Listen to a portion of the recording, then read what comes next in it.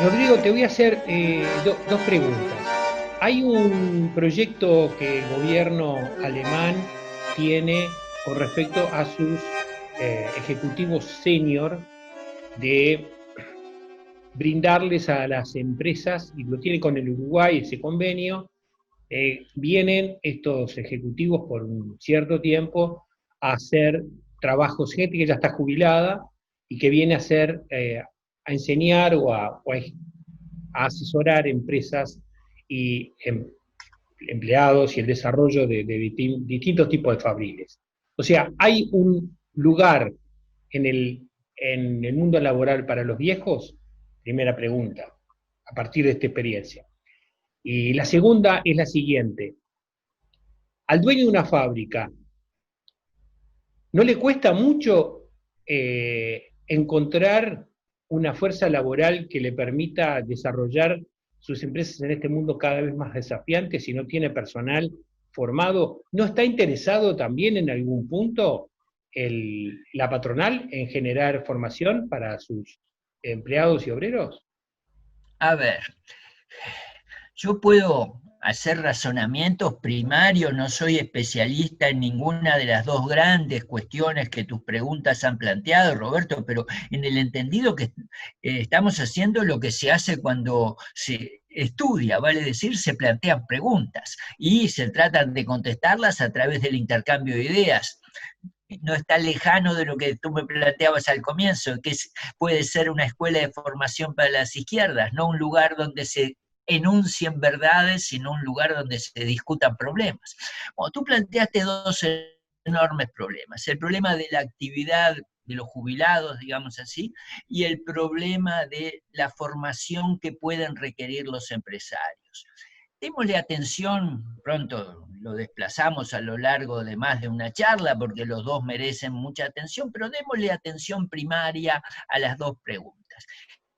Recordemos, que es bastante conocido, la jubilación se creó en una época, gran avance social, por supuesto, en una época en la cual realmente la idea que se tenía era realista y cruda, a saber, la mayoría de los trabajadores iban a vivir poco tiempo después que se jubilaran, ¿verdad? Era más bien una idea de, bueno, darle un cierto final digno de vida a quien se había roto el alma durante décadas. Eso ha cambiado, por suerte. Entonces empieza a haber una situación en la cual es posible y necesario repensar el concepto de jubilación, y ahí la primera cosa que surge es que es absurdo desde todo punto de vista pasar de estar trabajando 100% el horario laboral a estar 0% el horario laboral. Es absurdo desde el punto de vista humano, personal. Yo, por suerte, yo estoy jubilado, pero dado el privilegio que tengo en las tareas que hago, sigo trabajando más o menos igual. No quiero pensar lo que sería mi vida, más con el COVID, pero aún sin el COVID, si yo de golpe me hubiera quedado de tal manera que todos los días me levanto, miro el reloj y digo, ¿y ahora qué hago con este día? Me hubiera sentido como algún compañero en la celda hace mucho tiempo que cuando nos levantábamos decía, uy, ahora empieza otro día de 73 horas. Sí, me hubiera sido espantoso. Y yo supongo que para mucha gente hay algo de eso, sobre todo una vez que pasa el primer momento de por fin va a llegar la etapa de darme el tiempo que yo quiera. ¿Se acuerdan de La Tregua, la novela de Mario Benedetti? Bueno, si uno tiene La Tregua en la cabeza, tiene claro que puede ser realmente muy costoso individualmente pasar de estar toda la vida girando en torno al trabajo a perder todo contacto con eso. Pero además es un desperdicio social impresionante. El ejemplo que Roberto mencionaba de empresarios alemanes no se podría multiplicar con cantidad de obreros y obreras altamente calificados que aman su trabajo y que en vez de seguir haciendo lo que estuvieron haciendo durante 40 años y trabajando 8 o 10 horas por día, podría gustarles trabajar 3 o 4 horas por día enseñándole algo o ayudando a aprender a gente joven? ¿No sería maravilloso eso? Y eso nos metería en la cuestión que señalaba Andrés. ¿Dónde y con quiénes se puede hacer que la gente aprenda desde el trabajo? Y en buena medida con trabajadores veteranos, experimentados y que amen su trabajo. Hay un viejo libro clásico, para los que insistimos mucho en que las cosas tienen que repensarse de nuevo, no está de más señalar el valor de los clásicos. El libro de Harry Braverman, Trabajo y Capital Monopolista, es un libro que debe tener casi 50 años. Es un himno a la capacidad y el amor de los trabajadores especializados por su oficio.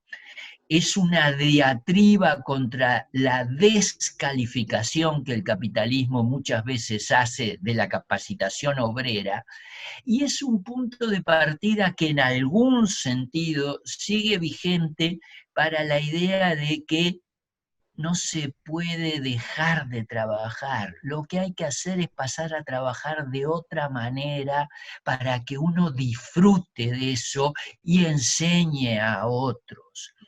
Eso tiene que ver con la idea de que hay que repensar la jubilación desde los argumentos más pedestres, como ahora por suerte vivimos más tiempo, hay que repensar la financiación de la jubilación, hasta los argumentos más espirituales, la calidad de vida de la gente. No podemos seguir teniendo un régimen de 100% trabajo y después 0% trabajo. No, no, hay que combinar. Con respecto a la otra pregunta, y teniendo claro que esto es un primer abordaje de quien no es especialista en estas cuestiones, el problema de los empresarios, yo nunca lo he sido, pero me interesa mucho toda la problemática de la producción. Me parece claro que ahí hay una diferencia entre el interés inmediato y personal y el interés de largo plazo. Si yo fuera un empresario, estaría dispuesto a pagar tiempo adicional a mis trabajadores para que estudiaran, aprendieran. Bueno, tendría serias dudas. Primero tendría que ver si tengo el dinero, pero supongamos que lo tengo. Bueno, ¿qué pasa? Y este es el razonamiento que muchos empresarios se hacen. ¿Qué pasa si yo les permito a los trabajadores o los exhorto y los estimulo a que se capaciten? ¿Seguirán trabajando conmigo? En caso de que sí, será una inversión. En caso de que no, este es un típico ejemplo en el cual la racionalidad individual va en contra de la racionalidad social. Si tú le planteas a cada empresario, dedique dinero a que sus trabajadores se formen, muy probablemente muchos te digan, ¿y qué pasa si al día siguiente de formarse se van a trabajar a otro lado? Sea porque se mudan de país, de provincia, de lo que sea. A la sociedad le conviene que los trabajadores se formen.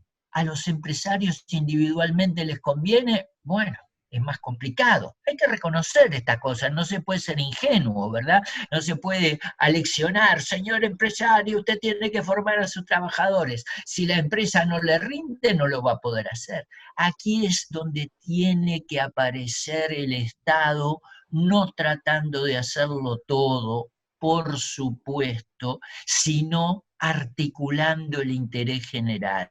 No estamos descubriendo nada que no se sepa. Lo conversábamos con ustedes en estas gratas charlas de los lunes hace algunas semanas. Debe haber en todas partes cosas así. En el Uruguay se llama Instituto Nacional del Empleo y la Formación Profesional. Está el Estado, están las organizaciones sindicales y están los empresarios.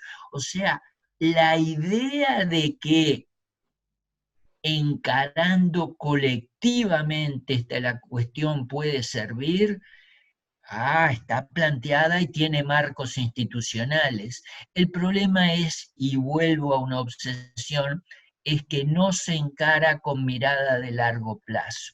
En general, la formación laboral se encara como formaciones de corto plazo para trabajadoras y trabajadores que han perdido su empleo. Eso está muy bien, hay que ayudar de todas las maneras posibles a los desocupados y desocupadas, por supuesto. Lo único que yo digo es que cada vez va a ser menos suficiente. Y entonces el problema, tal como lo planteaba Andrés hace algunos minutos, va a ser que los trabajadores tengan que encarar esto. Yo imagino que no es imposible y tengo idea de que hay algunas experiencias. ¿No es posible pensar en instituciones educativas que entreveren a veteranos militantes sindicales, hombres y mujeres, con docentes que tienen ganas de trabajar en eso? Tienen que haber muchos ejemplos, pero naturalmente no se arregla esto de la mañana a la tarde. Déjenme dar un ejemplo concreto. Hay que recordar que se aprende distinto a diferentes edades. Como viejo yo voy a seguir sosteniendo que se aprende a cualquier edad, si no me tengo que tirar por el balcón. Pero es claro que no se aprende igual cuando se tienen 18 años que cuando se tienen 38. Yo lo aprendí eso de manera muy dura. Cuando era docente de matemáticas tenía entre mis alumnos a profesores de enseñanza media, gente muy seria, que venían a mis clases porque querían mejorar su preparación para enseñar mejor. ¿Y sabes lo que pasaba? ¿Saben lo que pasaba? En las pruebas le iba mucho menos bien que a la muchachada de 18 años. Y claro, eso es medio inevitable. A los 18 años sos mucho más rápido, no quiere decir que sea más profundo. Si además tenés 38 y estás en una prueba junto a un muchacho o una muchacha de 18 años, tenés un miedo de hacer un papelón que te hace rendir menos. ¿Qué quiere decir este comentario pedestre? Quiere decir que no se puede pensar que vamos a enseñarle a gente de 28, de 38, de 48 años como le enseñamos a gente de 18. No le podemos enseñar a una muchacha de 25 años que ha venido estudiando como un avión desde que era una niña, que a una mujer de 45 que estuvo 20 años sin estudiar. Quiere decir que la mujer de 45 es menos inteligente. ¡Qué pavada!